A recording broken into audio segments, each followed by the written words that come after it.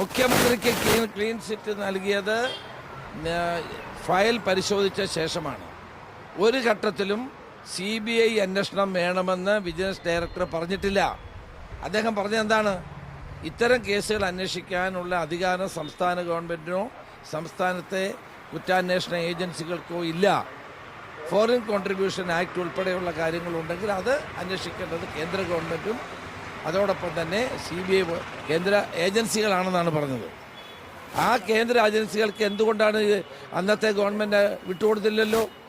ഞങ്ങൾ അതിനുശേഷം നടന്ന പരിശോധനയിൽ ഇത് ആവശ്യമില്ല, VD സതീശനെ ബന്ധപ്പെടുത്താനുള്ള ഒരു തെളിവും ഇല്ല എന്ന് അസന്നിഗ്ധമായി വിജിലൻസ് റിപ്പോർട്ട് തന്ന് കേസ് അവസാനിപ്പിക്കാമെന്ന് പറയുമ്പം അങ്ങനെയല്ല, അത് കേസ് മുന്നോട്ട് പോകണമെന്ന് എനിക്ക് പറയാൻ പറ്റുമോ?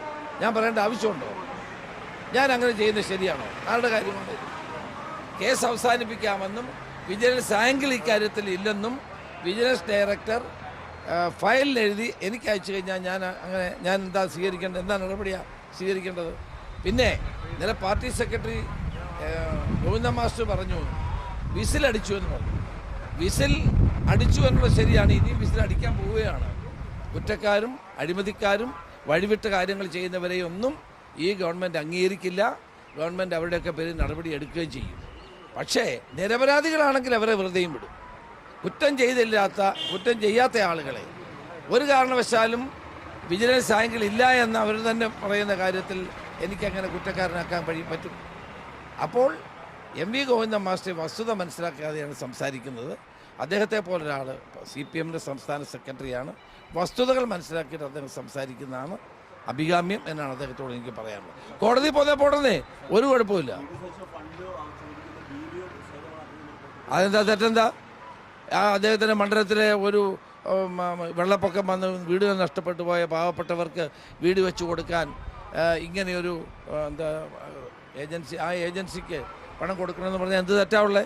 നമ്മളൊക്കെ പറയില്ലേ, മുഖ്യമന്ത്രി ദുരിതാശ്വാസ നിധി കൊടുക്കാൻ പറയും, സന്നദ്ധ സംഘങ്ങൾക്ക് സഹായം ചെയ്യാൻ പറയും. അതൊക്കെ പൊതുവെ പറയുന്ന കാര്യമല്ലേ? അതിനകത്ത് എന്താ തെറ്റ്? വീഡിയോ കാണിക്കേണ്ട കാര്യം എന്തുവാണ്? വീഡിയോയ്ക്ക് അത് പറഞ്ഞ് അദ്ദേഹം പണം വാങ്ങിച്ചോ എന്നുള്ള ചോദ്യം.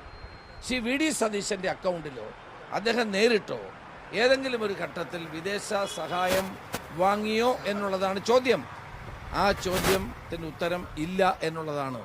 എല്ലാ തെളിവുകളും എല്ലാ കാര്യങ്ങളും ശേഖരിച്ചിട്ടും ആദ്യത്തെ കേസ് തന്നെ വെറുതെ വിട്ടു. LDF ഉള്ള കാലത്ത് തന്നെ വെറുതെ വിട്ടു. പിന്നീട് ഈ ഗവൺമെൻറ് വന്ന ശേഷം അന്വേഷിച്ചപ്പോഴും അത് അന്വേഷണം തുടർച്ചയാണ്. അന്വേഷിച്ച സന്ദർഭത്തിൽ ഒരു തെളിവുമില്ല. മുഖ്യമന്ത്രിക്കെതിരെ ഒരു തെളിവില്ലെങ്കിൽ പിന്നെ ആഭ്യന്തരമന്ത്രി അത് തെളിവ് ഉണ്ടാക്കി കൊടുക്കാൻ നിൽക്കണോ? എനിക്കറിയാൻ വയ്യ ചോദിക്കുകയാണ്. ഞാൻ വിജിലൻസ് സാധ്യമായിട്ടല്ല കൈകാര്യം ചെയ്യുന്നത്. അപ്പം ഗോവിന്ദൻ മാസ്റ്ററെ പോലെ സീനിയറായ നേതാവ് വസ്തുതകൾ മനസ്സിലാക്കിയിട്ട് വേണം ഇത്തരം കാര്യങ്ങൾ പറയേണ്ടത് എന്നാണ് എൻ്റെ വിനീതമായ അഭ്യർത്ഥന.